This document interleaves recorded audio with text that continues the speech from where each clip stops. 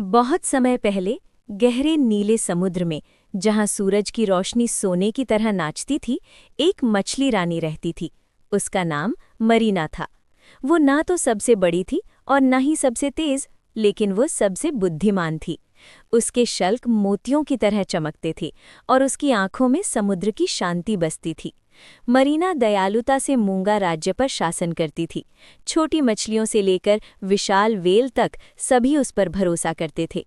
जब समुद्र में तूफान आते या भोजन की कमी हो जाती, मछली रानी हमेशा अपने लोगों की रक्षा करती थी।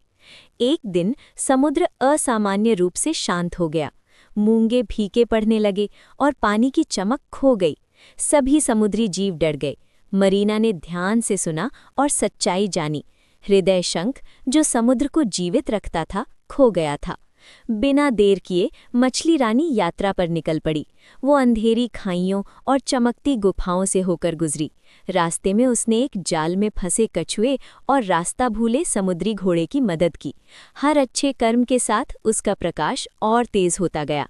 आखिरकार वो शांत गहराइयों तक पहुंची, जहां डर ने हृदय शंख को घेर रखा था। मरीना ने युद्ध नहीं किया।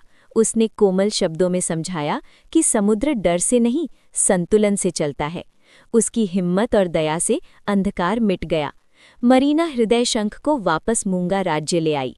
तुरंत ही रंग लौट आए, पानी चमकने लगा और समुद्र फिर से जीवित हो उठा। पूरा समुद्र खुशी से गाने लगा।